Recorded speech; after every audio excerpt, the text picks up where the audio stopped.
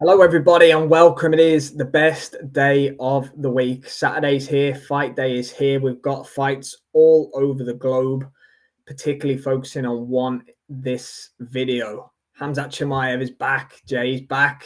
Boars is back. Is he He's though? fighting.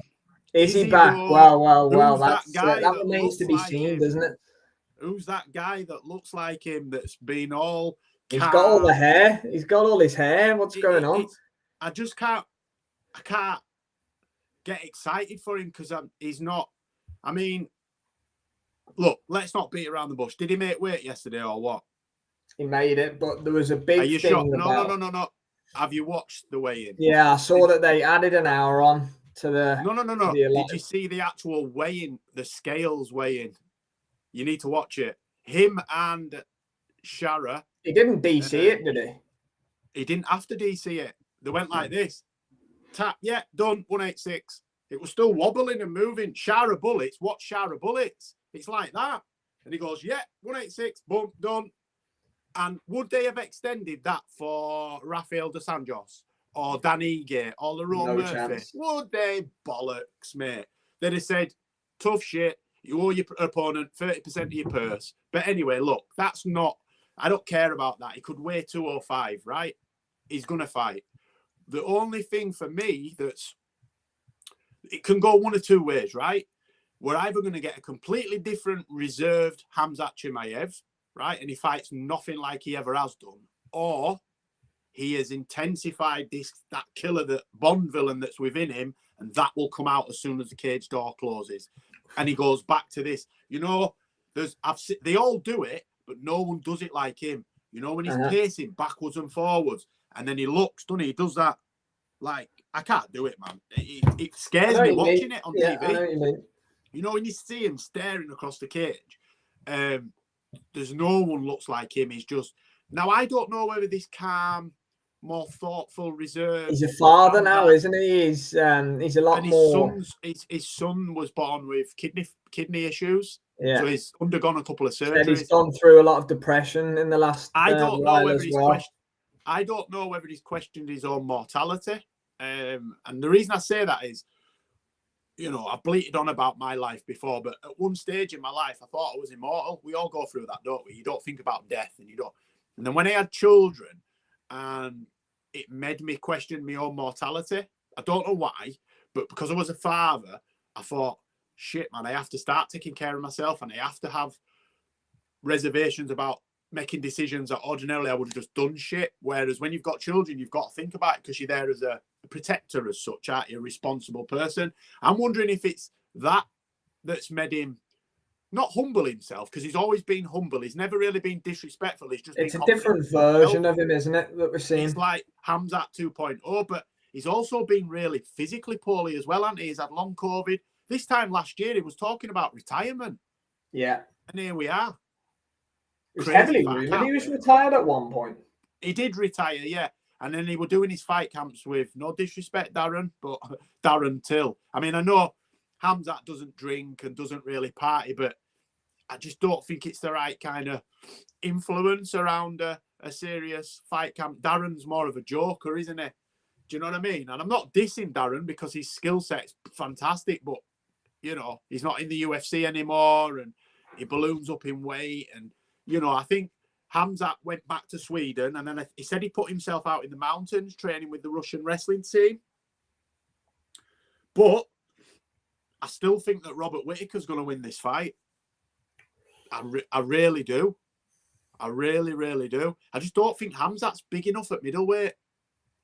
I just don't see him being big. I know he's the same size, weighed in at 186. Robert Whittaker has to boil down to 186.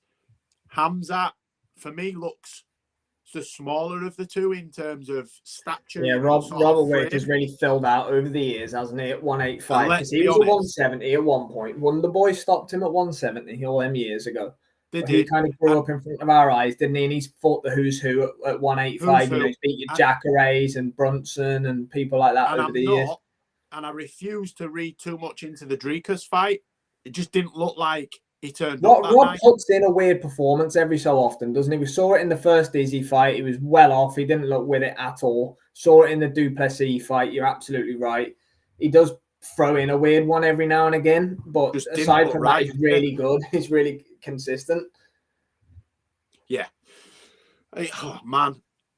For me, this could be a main event. This could be a pay-per-view on its own, this fight, with a few fillers underneath. It's just, there's so many variables, you know. Is Khamzat going to ragdoll Robert in the first round? Because I wouldn't be surprised if that happened. I know I'm saying Robert's going to win, possible, but I would not be surprised if he did like he did with Kevin Holland. Just grabs hold of him, throws him all over, gets on his neck and chokes him out. But I could also see a scenario where Robert Whittaker just overawes him in first round as well. And he's too strong. Robert Whittaker, it's really hard. Look what he did to Derek Brunson,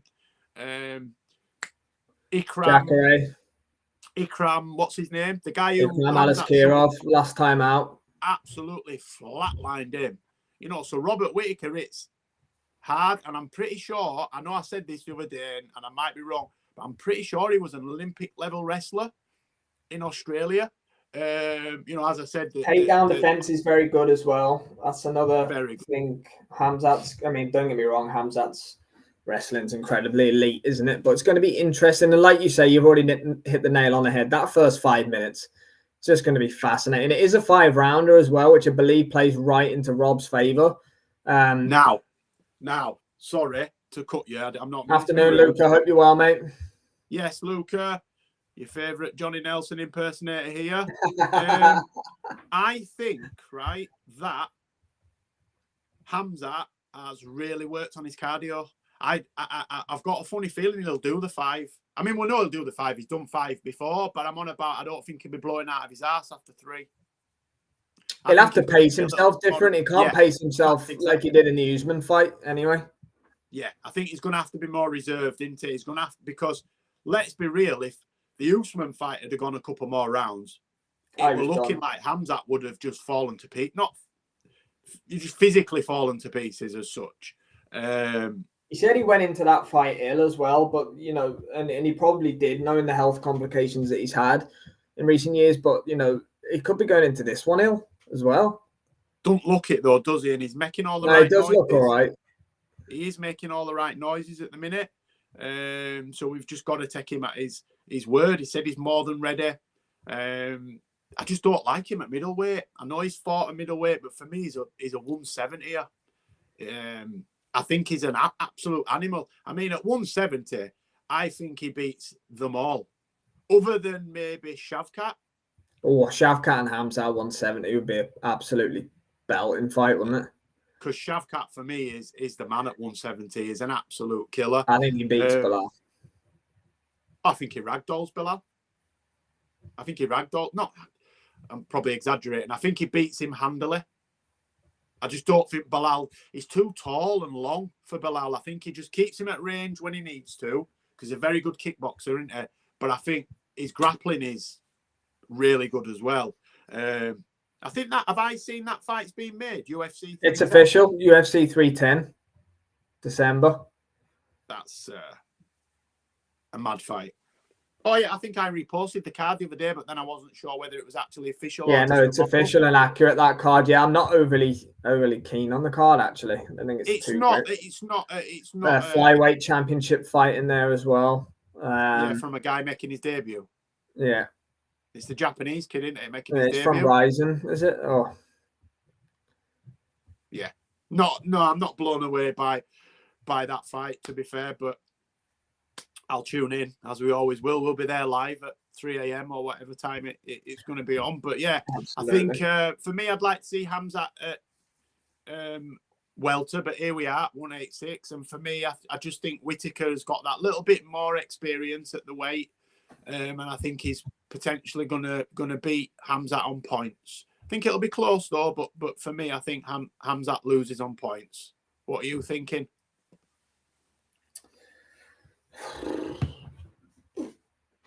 I've gone back and forward loads of times in my head since the fight was announced. This week, I've been more set on where I'm at with the fight. But again, I have to throw in the variable that you did. I don't want to sound like a broken record because I have said it before as well. if Robert Whittaker gets out of the first round, he wins the fight, in my opinion.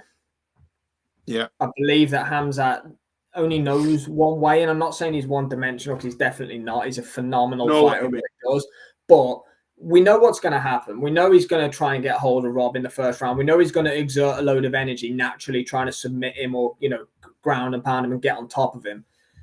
I don't know if Rob's going to survive that. I honestly don't. And that's where the seesaw kind of flips in my head. I don't know fully if Rob's going to be able to cope with that pressure. We'll find out in about 4 or 5 hours' time. But if he can, then I honestly think that Robert Whittaker could go on to knock out Khamzat Chimaev. I think Chimaev's vulnerable on the feet, and he's a good striker. We talked yesterday, myself and you off camera, about his uppercut knockout against Ikram Alizkirov, who Whittaker kind of almost did the same thing to last time out in Saudi. We know what Khamzat can do on the feet, and he had some great striking exchange with Gilbert Burns as well. But he showed vulnerability in that fight. He got cracked with an overhand right by Gilbert Burns. Usman is a good striker. He's solid. We saw what he did to Jorge Masvidal, but Usman is what he is on the feet. Colby Covington was running. He was teeing off on him at one point, though. Usman in that third round, he was teeing off. He was, yeah. And do you know why it was? It was because of the cardio side of it. But if Khamzat was ill, then we'll give him the benefit of the doubt. But what I am saying is the way Robert Whittaker puts his combinations together, especially that high kick when he finishes the combo with that high kick, it's absolutely, it's beautiful. Yeah, it is beautiful how he does. He's done it a million times. Buzz Jared Cannonier with it. Buzz. In similar, Robert Whittaker, if you've noticed, he can throw his kicks from punching range. Justin Gaethje does it as well. So he'll be in punching range, but he'll get his foot right up. Gaethje normally does the calf kick, don't he, from punching range? But yeah, Whittaker's combinations are beautiful to watch. Yeah, I love it. And I don't know if Khamzat can deal with that. And I think that Khamzat is there to be hit, and Robert Whittaker will find your chin. I don't think Rob's, as he's gone through his career, he's not a massive knockout guy. He's won more decisions really but he has got power, and we know he has got power, and it carries late in fights as well. And he's incredibly seasoned in 5-rounders, Robert Whittaker. Yeah. So I think all of these things, he's been 5 rounds with Izzy, he's been 5 rounds with multiple.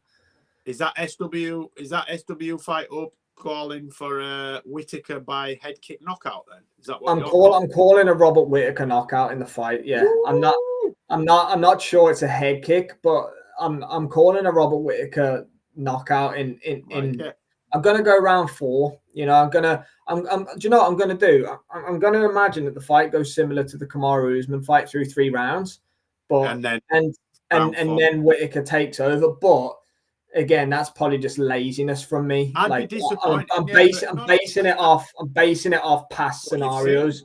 The eye test, it's all we've got to go off. For me, though, right, if it goes to script, how you've said, I would be very disappointed in Khamzat's team and preparation, because they should be prepared. They should be prepared to exert in bursts and not empty the tank. They should be expecting to go 5 rounds or expecting to have to go 5 rounds.